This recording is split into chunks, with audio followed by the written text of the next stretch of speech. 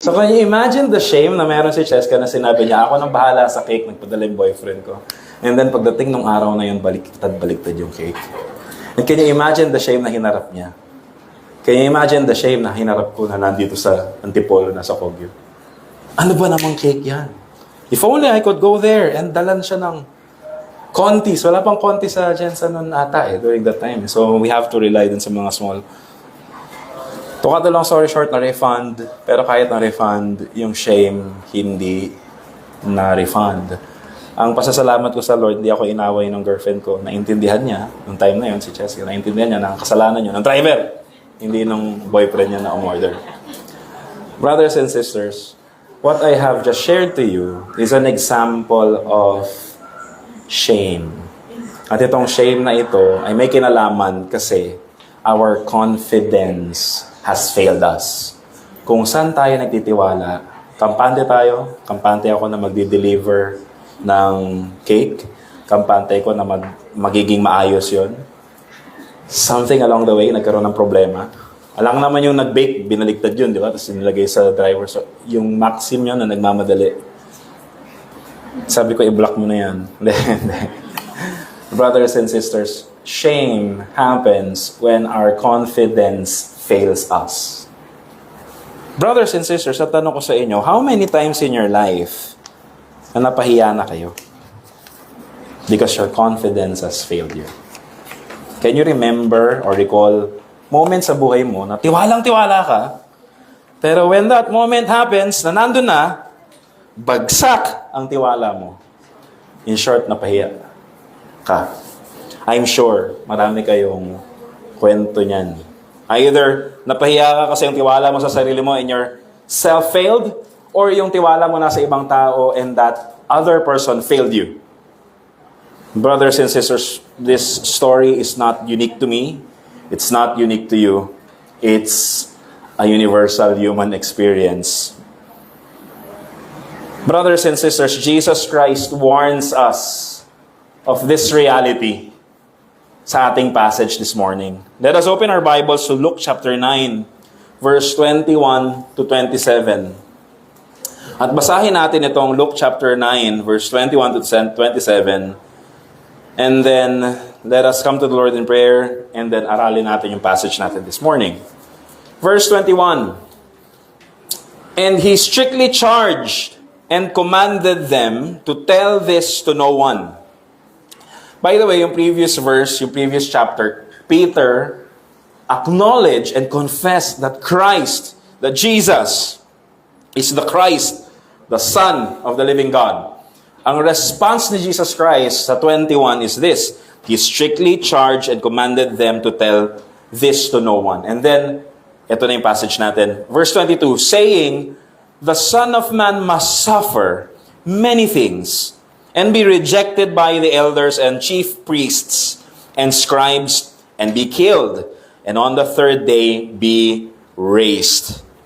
And he said to all, if anyone would come after me, let him deny himself and take up his cross daily and follow me. For whoever would save his life will lose it, but whoever loses his life for my sake will save it. For what does it profit a man if he gains the whole world and loses or forfeits himself?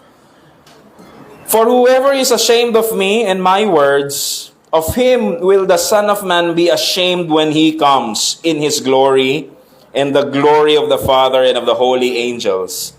But I tell you truly, there are some standing here who will not taste death until they see the kingdom of God. God bless the reading of His Word. Brothers and sisters, sa umagang ito, I want you to be sobered. Magkaroon tayo ng sober-mindedness. Kung pag sober, lasing ka, tapos biglang na-sober, hindi na ako lasing, nawala yung pagkalasing mo. Nawala yung intoxication. I want you to be sobered by knowing the seriousness of the difference between the kingdom of this world and the kingdom of God. Just like the disciples of Christ who needed this warning and assurance, we, as God's people today, must be reminded of where our confidence should be. Tayo po'y manalangin.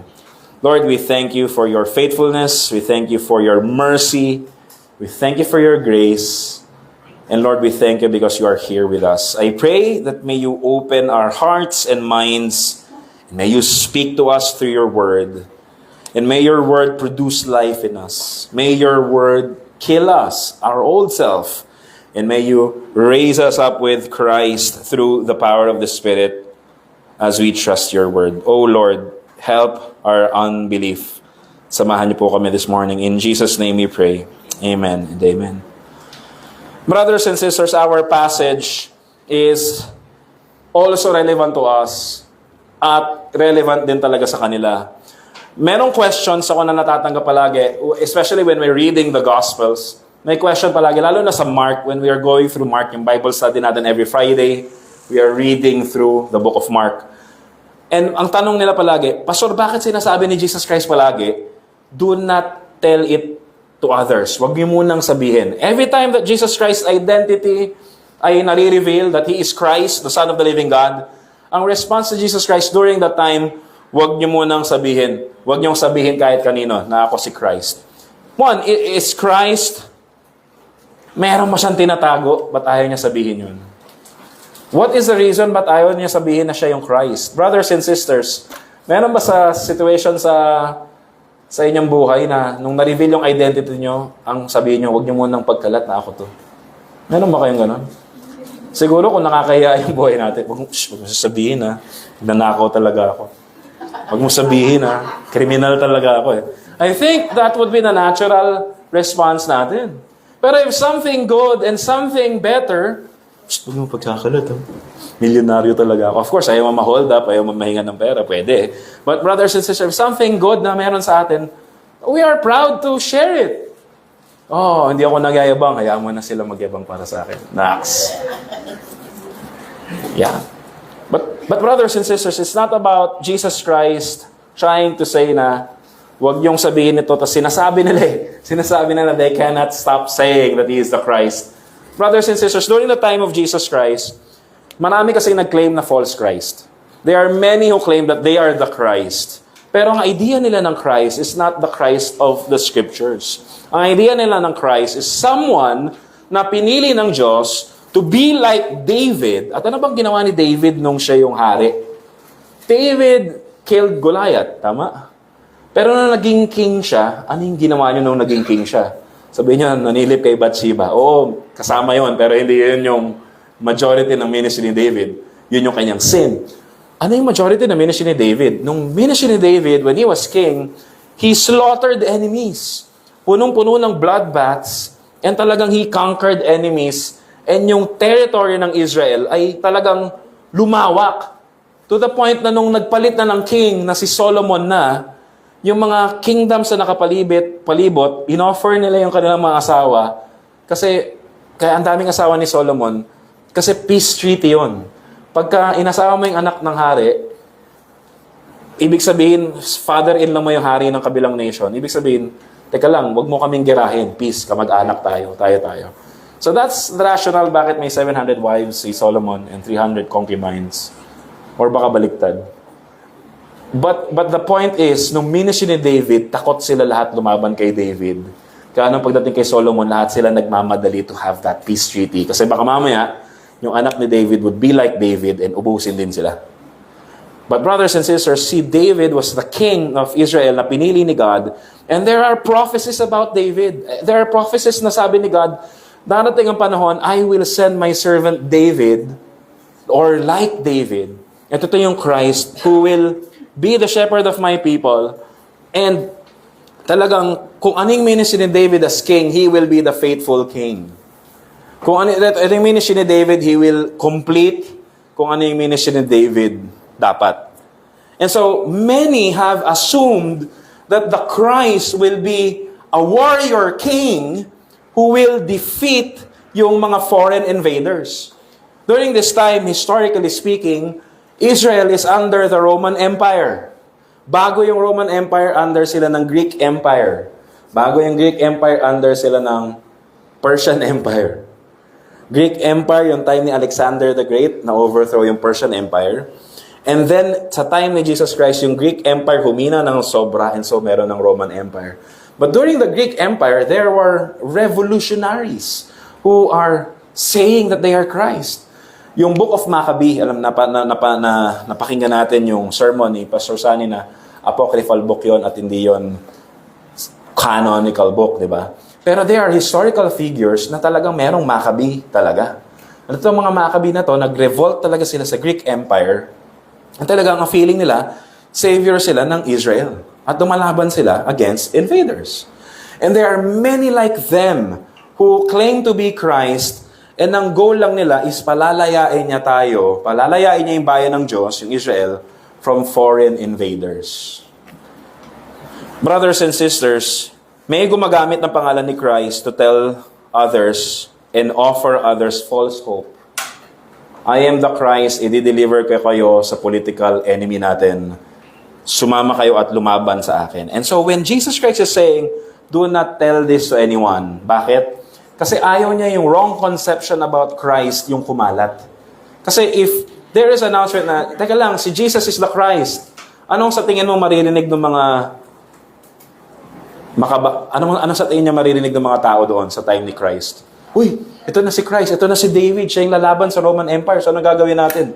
Mag-ready na kayo ng mga armas natin, and then it will be a physical and political revolution.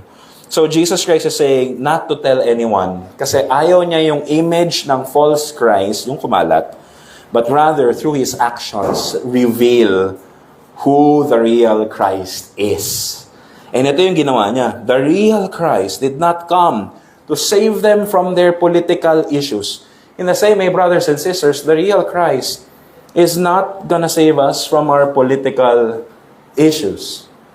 Mga kapatid, dito na lang sa church, pag pinataas ko yung kamay ninyo, mag-iiba-iba yung sagot ninyo. Tapos pag nalaman nyo na ganun pala, ay, ayoko na pansinin yan si brother, ayoko na pansinin yan si sister, DDS pala siya. Pink lawan pala yan siya. Ayoko na sa kanila. Brothers and sisters, sa atin lang, may iba-iba tayong political stance and convictions. Is it bad or is it good? Brothers and sisters, it's good. Kasi, in spite of our differences, na regularly pag sa online nagkita-kita tayo lang, mag-aaway-aaway tayo. As church, as God's people, alam natin that our union is not based on our political convictions, but on the King of Kings who died for us. Brothers and sisters, napakaganda na ang church ay wala kang pinagkaiba sa churchmate mo. Wala kang pinagkapareha sa katabi mo sa upuan. Other than knowing that you are a sinner and you are loved by Christ and you belong to Him. And that's the foundation of our union. Hindi mo expect na yung churchmates mo will see eye to eye sa lahat ng bagay. But when it comes to our union with Christ, yun yung supernatural community. Na pag ibang lugar, mag-aaway-away kayo, pero now knowing that you are in Christ and found in Christ, you are free to love one another and understand one another. Brothers and sisters, the true Christ, hindi siya nandun para to save them from their political predicament. But the true Christ came to save them and us from our true enemy, and our true enemy who has captured us, sin, Satan, and the world. And we are going through that direction. Na darating tayo to face the wrath of God because we are under sin and under Satan and under the powers that oppose Christ. The true Christ came to suffer on our behalf, to suffer instead of us. Kinuha niya yung suffering na dapat para sa atin and dying on the cross for you and for me to save us from our sins and to liberate us from the wrath of God. We are now people of God, free from the powers of sin and Satan and the world. Amen ba tayo doon?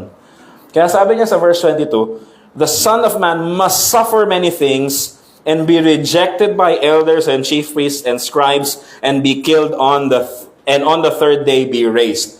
Jesus is telling them, anong gagawin ng Christ? Christ must be betrayed, Christ must be persecuted by those who are in power. Tignan ninyo sa verse 22. Sino ang magre-reject sa Kanya? Yung elders ng Israel na dapat tatanggap sa Kanya. Yung chief priest na dapat tatanggap sa Kanya. Kasi yung chief priest, ang ministry ng chief priest ay to intercede for God's people. They should recognize who Christ is. Yung scribes, yung mga nag-aaral ng scripture, yung mga kabisado yung Old Testament, they are writing the Old Testament. Dapat sa pag-aaral na they have understood that this is the true Christ. But they all rejected Christ to the point of killing Him. But there is good news. On the third day, He is to be raised. At yun yung prophecy about Jesus Christ. Jesus Christ is telling what will happen to Him. And nangyari nga ito. He was rejected by the elders, by the chief priests, and by the scribes. In fact, yung plot to kill Him came from them. Hindi sa Roman Empire. Ang Roman Empire walang pakialam kay Christ. Etong issue na ito, yung mga leaders ng Israel, sila yung nagpapatay kay Christ, kinuntsaba nila yung Roman power. Brothers and sisters, the true Christ, our Lord, Jesus, alam niya yung ministry niya. Alam niya yung mission niya. And ang mission niya bilang shepherd is to go where we cannot go. Brothers and sisters, dapat ikaw yung aharap sa wrath of God and die for your sin. The ministry of our Lord is this, where we cannot go to face the wrath of God and die for our own sin. Christ Himself died for us. Yun ang totoong shepherd na meron tayo. Kaya brothers and sisters, in our political nature now, ang Filipino people, naghahanap tayo palagi ng Savior. And minsan yung Savior na hinahanap natin is someone who is politically driven para iahon tayo sa kahirapan at labanan ng korupsyon, labanan ng kasamaan dito sa mundo. Brothers and sisters, our politicians are flawed human beings and they cannot rescue us. Hindi ko sinasabi to that you should not exercise your political freedom. You must with good conscience. But brothers and sisters, what our nation needs is hindi yung better politicians lamang. Yes, we need that. But we need Christ to save us from the real problem. And the real problem is not just poverty, not just corruption, but sin that enslaves all human being and leads to destruction. We need Christ to rescue us. Brothers and sisters, if you are a believer, praise be to God. You believe, ano ibig sabihin ng believer? You believe in Christ, in Jesus, kung paano siya sinabi sa Scripture. You believe that He died for you. You believe that He was betrayed for you. You believe that He embraced every punishment na dapat para sa'yo, pero kinuha niya yon. And He was killed. But on the third day, He rose again. We believe not just in Christ who died for us, but we believe in Christ who was resurrected for you and for me. Amen ba tayo doon? So in spite of what's happening around us, brothers and sisters, let me remind you of this. Christ is for you. And He lives. And He reigns on high. At pwede natin siyang pagkatiwalaan. Let us continue to put our trust in Him. Baka nakakalimutan natin yan. Brothers and sisters, this is very important kasi kung hindi ito naintindihan nyo na ito yung important na ginawa ni Christ, you will confuse your Christianity sa mga false versions ng Christianity. Ano ba yung mga false versions ng Christianity? Kung ikaw ay believer, hindi ka dapat naghihirap. Amen! That's a false version of Christianity. Brothers and sisters, ang tinitignan mo na pag ikaw ay na kay Lord, dapat ako ay mayaman, dapat ako ay umaasenso. Brothers and sisters, that is not what the passage said. Anong sabi ng passage? Even Christ came to die. Kung i-apply mo sa Kanya yung logic mo na dapat pag believer ka, maunlad ka, then we should have a Christ who is a millionaire and hindi nagdusa. But why did Christ suffer? Brothers and sisters, when sin entered the world, suffering entered the world. And alam mo ginawa ng Christ na ito? He did not leave us to bear our own suffering, but He entered the world and suffered the most. Yung hindi natin kayang suffering, kinuha niya. Jesus came to join us in our suffering. Pero hindi lang yun ang ginawa niya. He went through where we cannot go and endured the ultimate suffering so that we can have the ultimate freedom in Him. Amen po ba tayo doon? Brothers and sisters, tingnan natin yung verse 23. And dito na papasok yung Christian life. It's not about yung prosperity gospel na yayaman ka pag marami kang binigay. Teka lang, by the way, anong itsura ng tithes natin? Iyan. Baka sabihin nyo kasi kailangan pa natin mag-tithes. Tapos na yon. Brothers and sisters, the Christian life is not magbigay ka lang and then yayaman ka na masasolve na yung problema mo. Yung Christian life is free of problems. What does our passage say? Dito sa Luke chapter 9, verse 23. Look at your Bibles, brothers and sisters. Wala ang sagot sa ceiling. Wala ang sagot dito sa slide. Dalhin niyo yung Bibles niyo na amoy aparador. Hindi.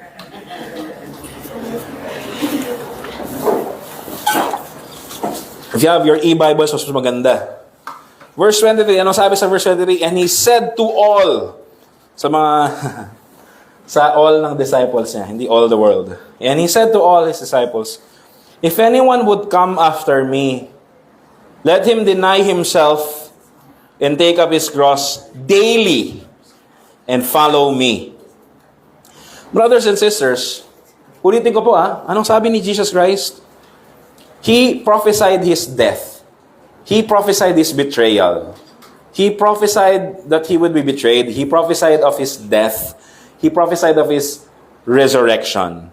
Verse 21 to 22. Pagdating sa verse 23, meron siyang invitation now and warning. And ang sabi niya, if anyone would come after me, ibig sabihin, if anyone would want to follow Jesus, if anyone would want to follow Him, anong sabi? Let him deny himself, take up his cross daily, and follow me. Isa-isahin natin yun. Brothers and sisters, let me ask you this question. Are you a follower of Jesus Christ? Are you a follower of Jesus Christ? And the answer should be, yes. If you're a Christian, you are a follower of Jesus Christ. Sa ayaw mo at sa gusto, if you're a believer, if you're a follower, if you believe in Him, you are a follower of Christ. Brothers and sisters, Jesus Christ warned us na if we are to follow Him, we cannot follow Him na hindi natin dinedeny yung sarili natin. And hindi lang basta denying yourself, pero tignan nyo and take up His cross. Ano ba yung cross, brothers and sisters? Now, kasi yung cross, parang fashion na sa atin mga cross na nandito. Pero remember, sino nakaabot dito ng sila elektrika sa inyong consciousness dito sa Pilipinas? Eto mga batang to, hindi nyo na naabutan yon. Siguro yung iba sa inyo naabutan nyo yung lethal injection, yung maliit na injection. Hindi, yung lethal injection. In Philippine history, noon meron pa tayong death penalty. Kailan na ba nawalang death penalty noong time lang ni Gloria Arroyo? So it's very recent. 2000 onwards. Yun lang nawala yung death penalty.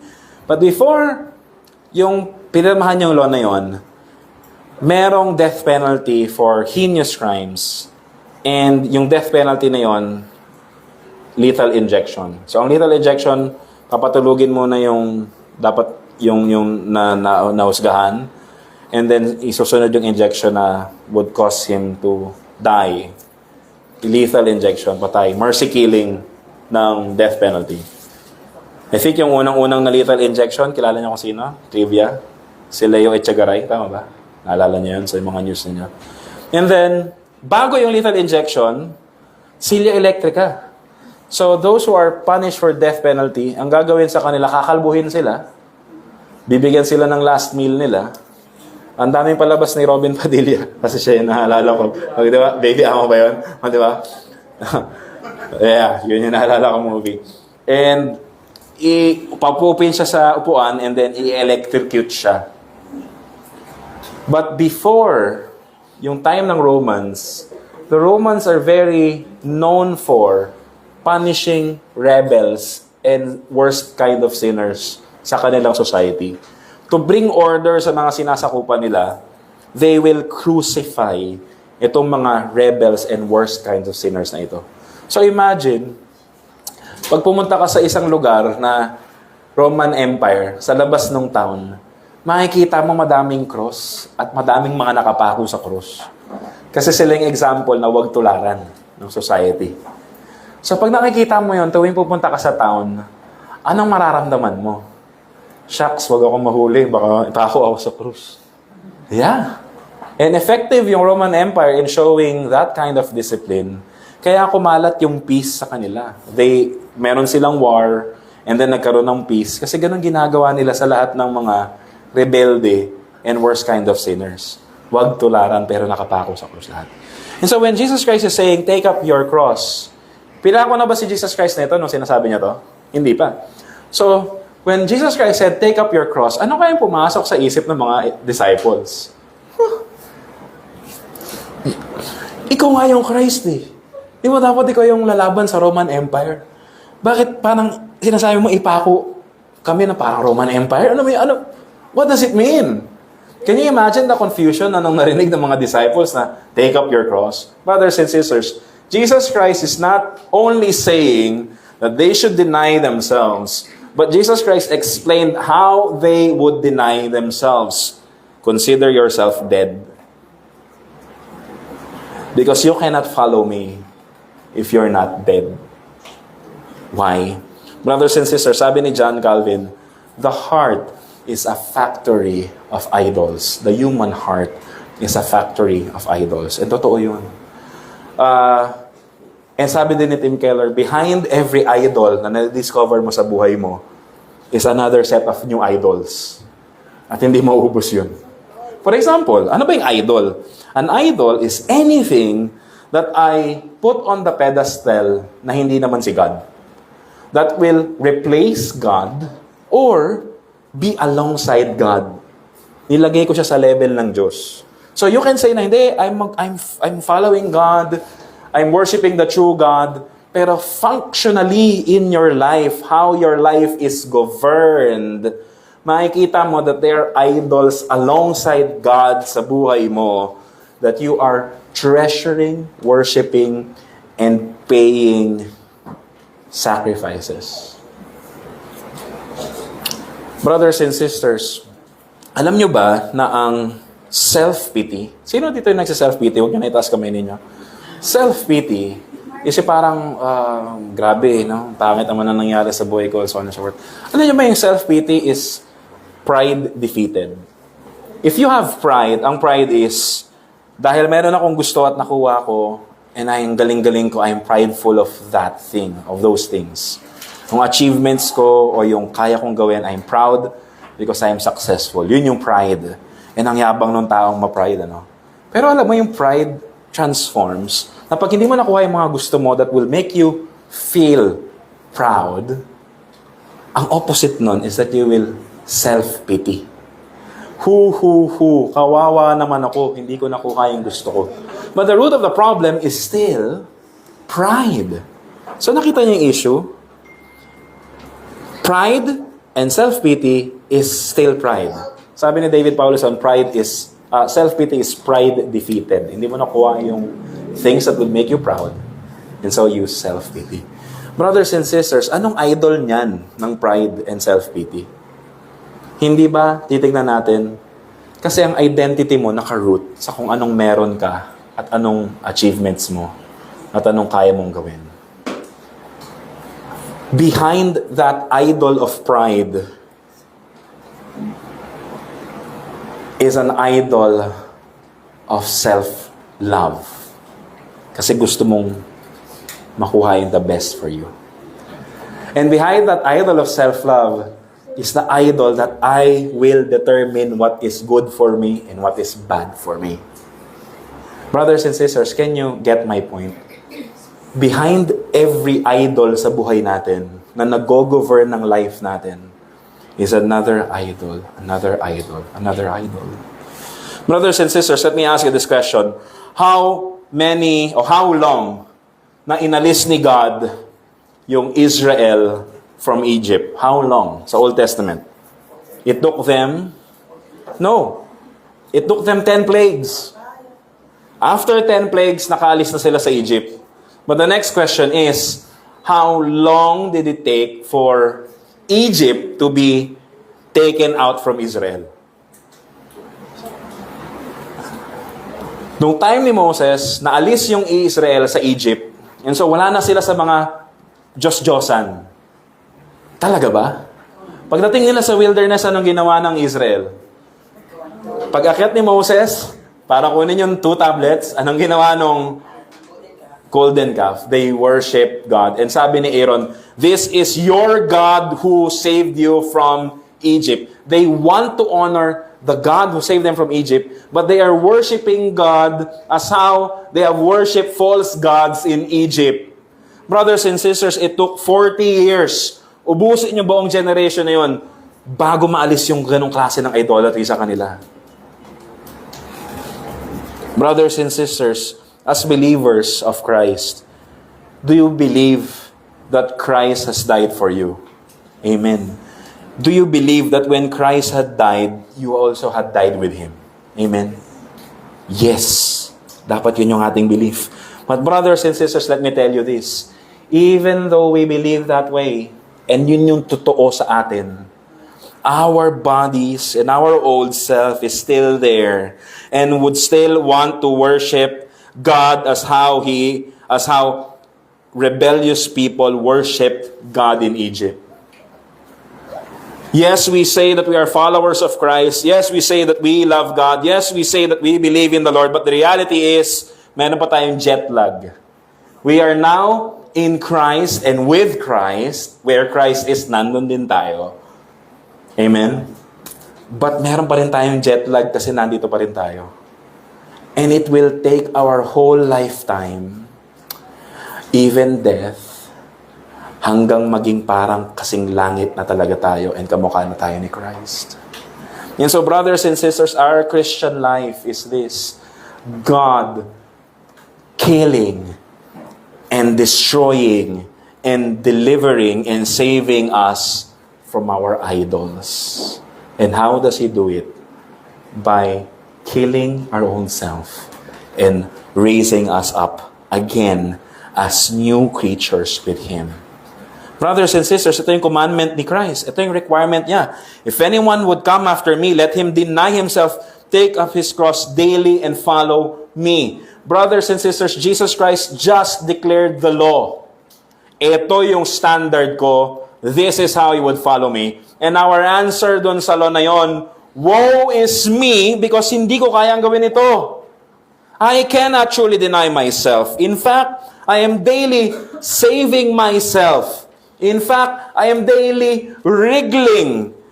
Sinasabi ni God, bawal. Oo, alam ko yun, pero yung puso ko, ganito pa rin yung ginagawa. That's our life today here sa world. But brothers and sisters, take courage and know that what we cannot do, Christ has done for us. Kanina yung ating scripture reading in Romans chapter 6. So how does one die to himself? How does one deny himself? How can we deny ourselves? Kung ang reality sa sarili natin is that we are still worshiping our idols. We are still following our false gods. In spite of knowing that we must worship God. And in spite of knowing that we are rescued by God. Brothers and sisters, Romans 6, yung binasa natin kanina, is our comfort. Sabi, what shall we say then? Are we to continue in sin and so that grace may abound? Brothers and sisters, the truth is, in fact, kahit patuloy ka na nagkakasala in this world at marami tayong mga kasalanan sa mundong ito, if you're a believer, you're a recipient of the grace of God. His grace abounds. Amen ba tayo doon? Pero ang sabi ni Paul, so kung ganun pala yung reality, dapat ba tayo mag-continue na lang in sin so that madaming grace? Ang sabi niya, no! Hindi mo na kailangan dagdagan yung kasalanan mo dito sa mundong ito kasi napakarami mo pa rin kasalanan ngayon. So, it's not a point of continually living in sin because we are sinning daily. Pero brothers and sisters, know the grace of God is more than our sins, more than our transgressions. And ito yung sabi ni Paul, by no means, how can we who died to sin still live in it? Ang challenge ni Paul, do not live in your sin. Ang Kristiyano can still sin. Pero iba yung you are living in sin. If you are living in sin at naging aware ka doon, ang reminder ko sa'yo, repent and come to Christ and follow Him. That is the moment that Christ is showing to you your idols. And yun yung time na dinudurog niya to ngayon. And so surrender it to Him in prayer. Pero brothers and sisters, this is our confidence. We who died to sin, still live in it. Tignan niyo yung sabi, we died to sin? How? Paano? Verse 2, do you not know that all of us who have been baptized into Christ Jesus were baptized into His death? Brothers and sisters, sino po yung baptized dito in the name of the Father and the Son and the Holy Spirit? We are. And brothers and sisters, yung baptism dito, hindi ibig sabihin yung parang nabaptize ka lang and then yung decision mo. No. That's why in our church, we believe that baptism is God's declaration, not ours. It is God who declared us to bear His name. Ano bang nangyari pag binaptize ka? In the name of the Father, and the Son, and the Holy Spirit. Yung pangalan ng Diyos nakatatak sa'yo in your baptism. Of course, yung water baptism, alam natin, is a physical sign. But what does it signify? It signifies to the reality that the God of the heavens and the earth, the triune God, has claimed you as His own. Inangkin ka niya, and He gave His name to you. And by faith, we are encouraged to trust that, na yun talaga yung reality ng baptism natin, na inangkin tayo ng Diyos. And so, brothers and sisters, tuloy natin yung passage of Romans 6. We were buried, therefore, with Him by baptism into death, in order that just as Christ was raised from the dead by the glory of the Father, we too might walk in the newness of life. Nung nilibing at namatay si Jesus Christ, we have shared in His death as signified by our baptism. For if we have been united with Him in a death like His, we shall certainly be united with Him in a resurrection like His. We know that our old self was crucified with Him. Kailan nangyari yung crucifixion na yun? Brothers and sisters, that happened by faith.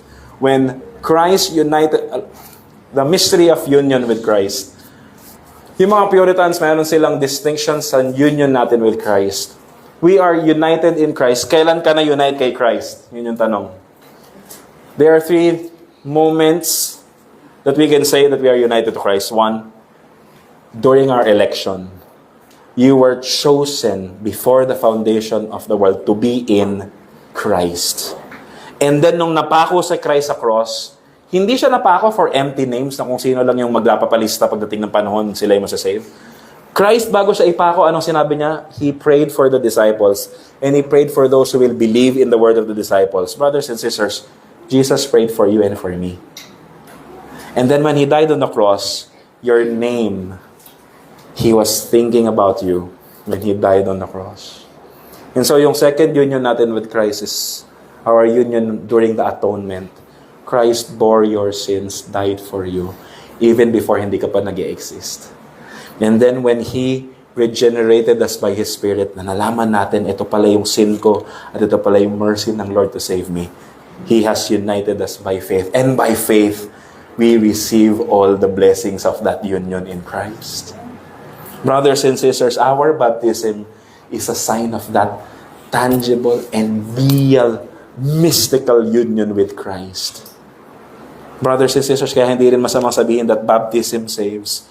Hindi dahil nilinis ng tubig yung ating mga kasalanan, but because in the baptism, we are claimed by God as His own for all to witness.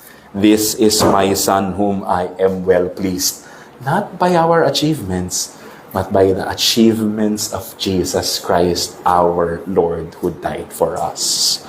Brothers and sisters, this is the reality of our Christian life.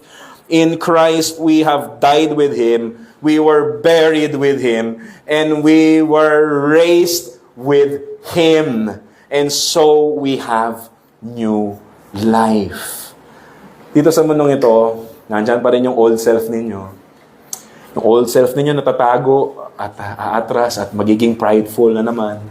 But brothers and sisters, we have the new self in Christ. Na alam natin that nothing in our hands we bring, simply to the cross we cling. Kasi hindi natin kaya ito. Verse 24, for whoever would save his life will lose it, but whoever loses his life for my sake will save it. Ito yung irony ng Christian living. Ito yung irony ng life. If you want to save your life, you have to lose it. If you want to save your life, you will lose it. Brothers and sisters, if you do not want to let go of your old nature, and if you want to live on your old nature defined by your own terms, your own hopes, your own goals, brothers and sisters, you will lose your life. Kasi ito yung irony of worshiping idols. Idols promise but never deliver. Imagine spending your whole life chasing, serving, offering your idols. Pagdating na darating ang Panginoon, anong iarap mo sa Kanya? Nothing. Because idols promise but never deliver. Idols will say to you, well, ito yung life na gusto mo, ito yung i-pursue mo. But it will never deliver. Why? Because that's how the course of the world is. Kaya sinabi ni Jesus Christ dito sa susunod na verse 25, For what does it profit a man if he gains the whole world and loses and forfeits himself?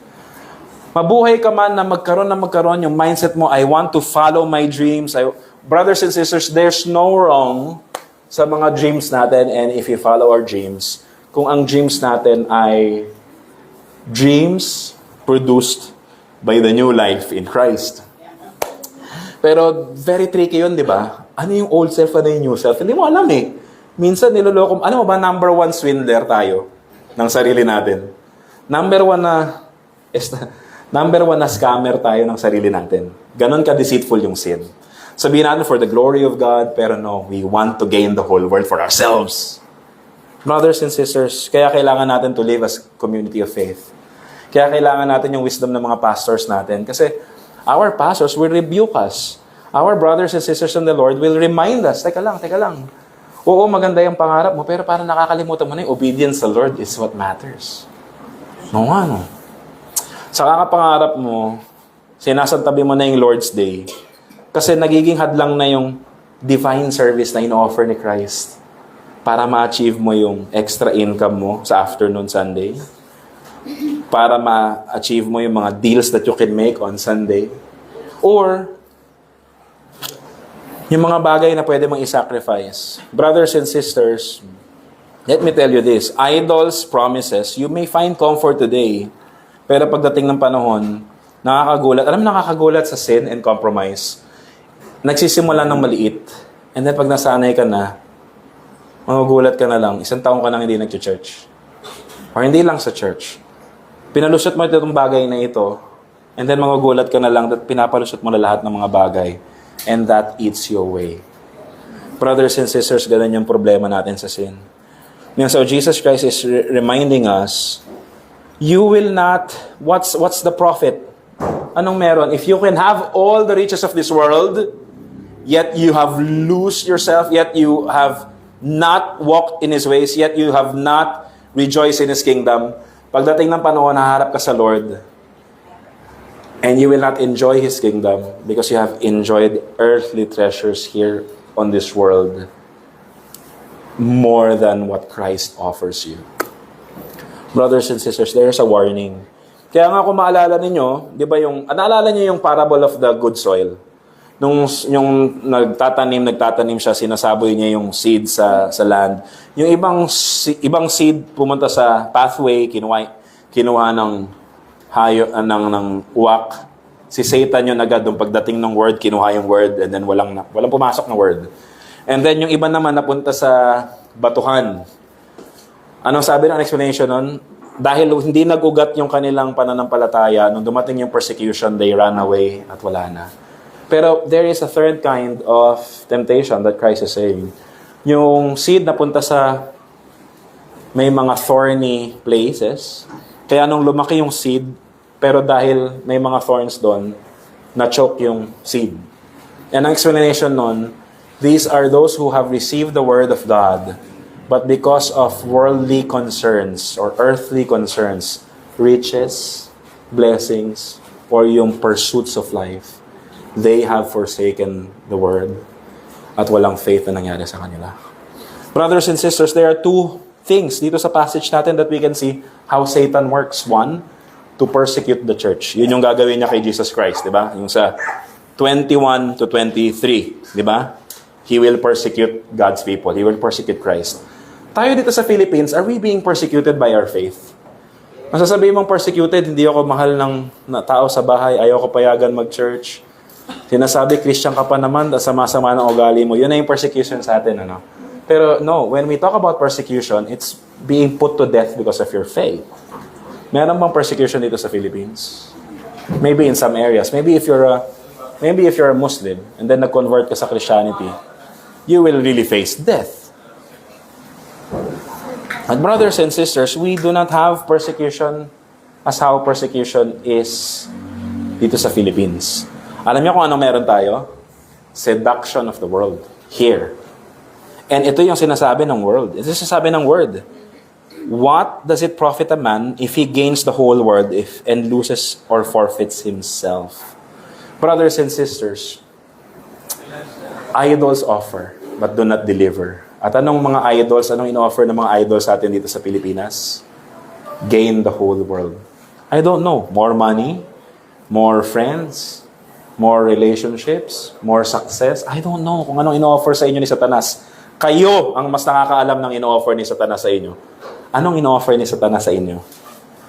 That you find appealing more than following Jesus Christ. Brothers and sisters, let this be a warning. If you persist in that, anong sabi ng Panginoon? Verse 26, for whoever is ashamed of me and of my words of him, will the Son of Man be ashamed when he comes in his glory, and the glory of the Father and the holy angels. Brothers and sisters, yung kaninang ashamed na introduction ko, di ba?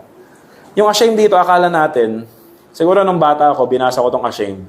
Dapat maging proud ako kasi ang kabaliktaran ng ashamed is proud. So dapat sasabihin ko sa kaklase ko, nung high school ako, oy, Christian ako, I'm not ashamed of Christ. Christian ako. So, parang ang application nito is to share the word and to proclaim na Christian ka. Brothers and sisters, that's not the point. Hindi yan yung sinasabi nun. Ang ashamed, ay ang kabaliktaran ng ashamed is confident. So ang point dito is, saan ang confidence mo?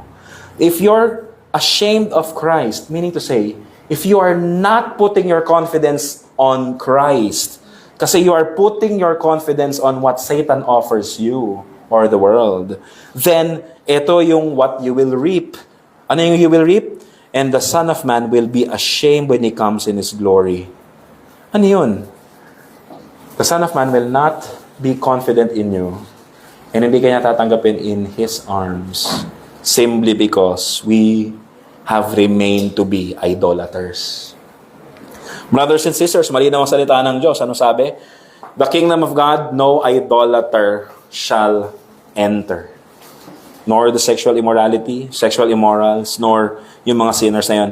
And yung description na yun, lahat tayo yun. But brothers and sisters, this is the reality of our situation. Walang makakapasok sa standard ni Lord. That is why Jesus Christ came here, did what we cannot do, so that we will not be identified by our sin and rebellion against God, but we will be identified as His people, rescued by His love and blood. We are bought by God. Yun yung confidence natin. Our confidence is not in our performance kay God. Our confidence is not in our obedience to God. We must obey, yes. But our confidence is not in our own performance, but on the performance of Jesus Christ, who rescued us to the bottom of sin and has raised us up with Him. Amen ba tayo doon? And so, brothers and sisters, let me ask you this question. Gusto mong pumunta ng langit, pero tinatanggihan mo yung offer niya ng rest and confidence and service today. Ano yung pangalan ng ating worship service now? We are not calling it our worship service kasi it's not about us serving the Lord. Of course, we are serving God. We are offering praises to Him. We are worshiping Him. But brothers and sisters, what do we sing when we worship to God? What do we celebrate when we worship God? We celebrate the perfect worship that Christ offered for your sake and my sake. We celebrate the perfection of Jesus Christ. Kaya ang kinakanta natin lahat patungkol kay Christ. We sing the gospel. It is Christ who is serving us to this very moment. Kaya ang tawag natin, morning divine service. and afternoon divine service because it's about the service of Christ for you. At anong service ni Christ for you? Christ knows that you are tempted to follow the world. Christ knows that you are not faithful to Him. He knows. But He is our good shepherd who leads us and shepherds us so that we will live faithful lives through the power of His Holy Spirit. Brothers and sisters, if tatanggihan natin yung offer ni Lord ng service, anong ihaharap natin sa Kanya when He comes? We need His service. We need His deliverance. We need His shepherding. We need His guidance. Hindi lang guidance. We need Him to exercise Egypt and godlessness sa buhay ng bawat isa sa atin. And that's what He did on the cross of Calvary. And that's what He is continually doing sa ating sanctification. Did you know, brothers and sisters, that those who are in Christ, you are being renewed in the image of Christ. Yun yung ginagawa niya sa atin. Kaya mga kapatid, anong sabi? Ano yung sabi ng fruits of the Spirit? But the fruit of the Spirit is love, joy, patience, kindness, goodness, gentleness, self-control. Ano pa? And against such things, there is no law. Bakit there is no law? Ano ibig sabihin nun? Kasi the law will tell us na dapat mamatay tayo. But the fruit of the Spirit, there is no law. Why? Because the fruit of the Spirit perfectly reflects the law of God. It does not go against the law of God. Yun yung life na pinoproduce ng Holy Spirit sa atin. A life that will walk and be like Christ. A life that we will not go against the law. And a life that reflects Christ, not Satan. Hindi natin mapaperfect yun sa mundo, but that is what Christ is promising us and leading us sa muli niyang pagbabalik. Brothers and sisters, let us be reminded. Ang mundo natin, panahon natin dito sa mundo, how long? 80 years, 40 years, 90 years? We don't know. But brothers and sisters, one thing is for sure, Christ will return in His glory at haharap tayo sa Kanya. And when we face Him, will we face Him as someone who is being rescued by Him, longing for Him? Or will we face Him as someone who is ashamed of Him? Someone who has despised Him? And someone who will embrace His wrath? Verse 27, but I tell you truly, there are some standing here who will not taste death until they see the kingdom of God. Kailan ang kingdom of God dadating? In the future? Or dumating na yung kingdom of God? Jesus Christ is telling about His crucifixion. Nung na-crucify siya, He inaugurated the kingdom of God. The kingdom of God now is here. Ito na. But it is still being inaugurated. Ang iniintay natin yung consummation nung muli niyang pagdating when He will wipe the tears from our eyes. Brothers and sisters, kaya yung Lord's Day, if we really observe it and celebrate it as how the Word of God tells us, as how we celebrate Jesus Christ, this is the kingdom of God. When our new selves in Christ are being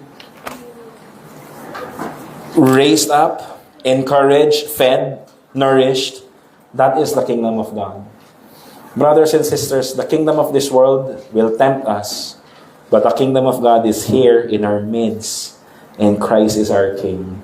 And we have confidence na dadalhin niya tayo hanggang sa muli niyang pagbabalik when He will wipe the tears from our eyes, and pain and sin will be no more. Let us come to the Lord in prayer. Lord, we thank You for Your faithfulness. We thank You that You're the God who saved us. Lord, ang prayer ko po sa bawat isa sa amin is that may we repent of our sins. Teach us not to despise You and Your word and Your service. Teach us to be confident and put our confidence in You alone. And Lord God, so that sa muli mong pagbabalik, You will not be ashamed of us, but rather welcome us, knowing that we belong to You. Thank You, Lord, for You have claimed us as Your own. Teach us to live a life that denies herself and is united with you. Thank you, Lord. In Jesus' name we pray. Amen and amen.